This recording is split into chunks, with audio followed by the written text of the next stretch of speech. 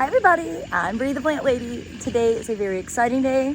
My favorite arborists, Snell Tree Experts, are here and they are going to do a bunch of tree removals, specifically cheese sick oaks, and clean up a bunch of my other plants. So I hope you'll enjoy watching the progress.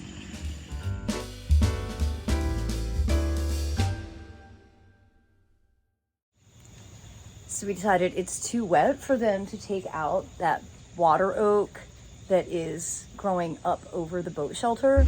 I've decided I want to take that out now before it gets any bigger. Water oaks are actually very problematic. However,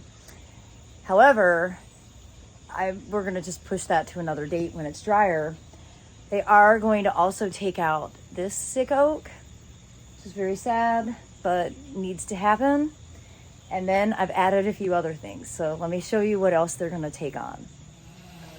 So the other day I had a garden tour here and I looked up and I was like, oh my God, this poor Trachycarpus is getting smushed by the Prunus mume. So they are gonna do some pruning here. This is Matsuburo Red. They're also gonna go ahead and completely take out this coral bark maple, Sangukaku. It's been sick really from the beginning. You can see have a lot of dieback on branches and, you know, have already lost huge branches on it. So since they're here, I'm gonna go ahead and take it out, and then that'll really open up the space for this great magnolia that is planted behind it. I've also decided to go ahead and have them take out this Taiwan maple, which we cut back a couple years ago. It's grown significantly, and it just doesn't need to be there. The live oak is more than enough. So while they're here, we're gonna go ahead and take it out and chip it up.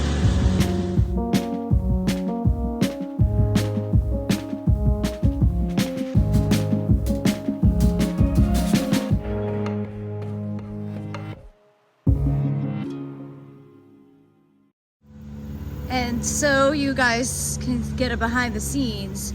It's really wet back here, and actually lost some shoes trying to walk through here. You can see. And that, of course, is the tree that we were planning to have taken out, but there's no way they can get equipment back here. But let me show you what happened as a result of that really hard 2 inches of rain that fell day before yesterday. The gravel did not stay in place and most of it washed. So we now have a massive gravel pile down there.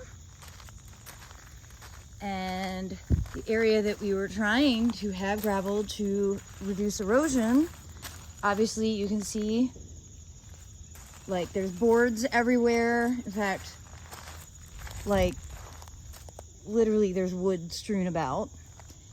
And then this pathway is completely washed and is yet again a flowing stream.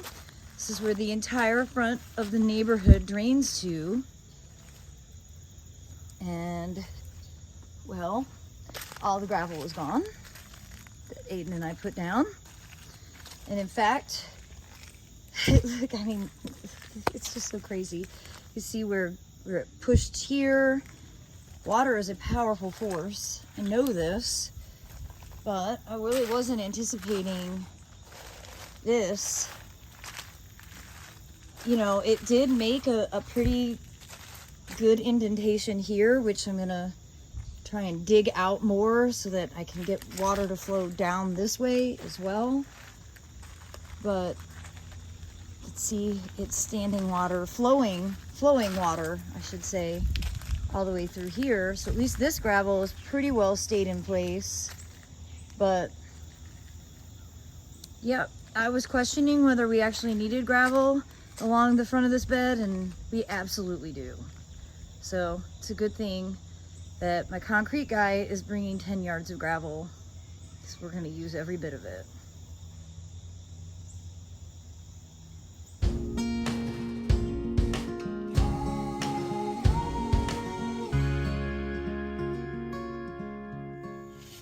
It's incredible how much better it immediately looks having that oak tree out.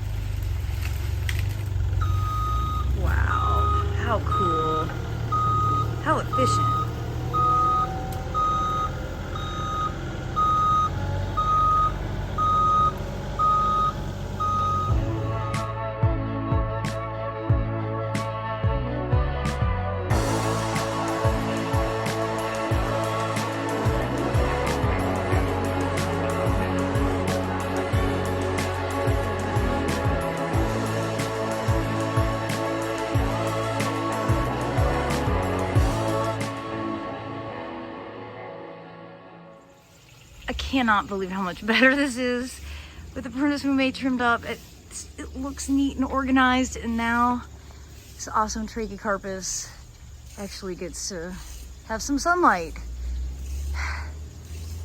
I love when Snell comes.